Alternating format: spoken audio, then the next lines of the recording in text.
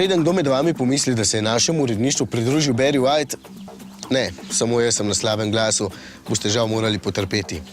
Letos je leto, ko se vam splača kupiti dostavnika, ker je izbira novincev res velika. Med največjimi so novi Transit, Sprinter, Jumper, Boxer, Movano, med temi srednje velikimi pa lani Tourneo, letos pa Traffic in Vivaro. Vse naenkrat. Vivaro je sedaj 22 cm daljše od predhodnika, ker so bile očitno potrebe takšne, no Opel pa jih letno v Evropi proda 50 000, kar predstavlja 10% segmenta srednje velikih dostavnikov. Tale sprednji del je vsekakor zanimiv s temi bumerang kledicami in s temi velikimi režami, so pa bolj pomembne ostale stvari. Vivaro je na voljo v dveh dolžinah, tale je krajši in meri 5 metrov, daljša različica ima še 40 cm več, tovorni, torej takšen furgon, pa je na voljo tudi s povišanim ostrešjem, ki ima skoraj pol metra več. Tale, kot vidite, je tovorni, ker potniška različica pride na trg malo pozneje, smo si jo pa včeraj statično že lahko pogledali. No, tega so nam na premieri obremenili z dobrimi 350 kg dodatne mase tamle zadaj, zato da bomo lažje ugotovili, kako varčen in zmogljiv je ta motor.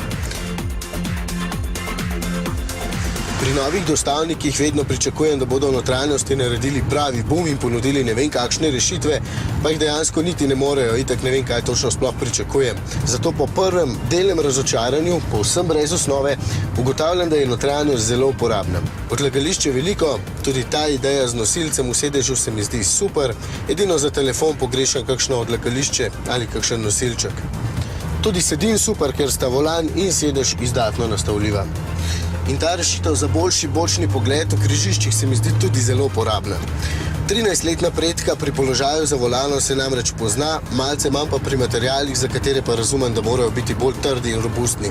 Me pa malce bega ta zaslon, pa ta gumb Eko in ta stikala iz Dacie, pa merilniki iz Clia, ker na volanu vseeno piše Opel, ampak nič nenavadnega. Ta avtomobil so itak izdelali skupaj s Trafficom, vidi pa, kdo je imel glavno besedo pri oblikovanju notranjosti.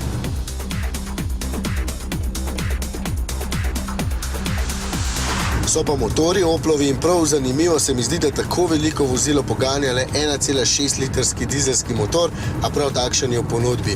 Oziroma 4 so. Šibkejša dva ponujata 90 oziroma 115 konjskih moči, tisti prvi je skoraj sigurno podhranjen, ampak ga nisem uspel peljati. Tale z oznako 1,6 biturbo CDTI, ki ima 2 turbini, 2 hladilnika polnilnega zraka in ponuja 120 oziroma prav tale 140 konjev. Fino potegne, tale je celo malo obtežen, pa imam porabo okrog 7 litrov. Tudi pelje se lepo Vivaro, ne poskakuje, ni glasen in je lepo pregleden. So pa seveda tole prvi občutki, več pa v testu. Dejansko so največ naredili pri uporabnosti in zato ima ta avtomobil še eno zanimivo rešitev, Flex Cargo se ji reče, in sicer režo, ki vodi od tovornega dela pod sovozniškim sedežem vse do tjale in tako lahko od tega krajšega Vivara naložimo krepko več kot 3 metre dolg predmet, ne samo 2,54 metra, kolikor je dolg tovorni del.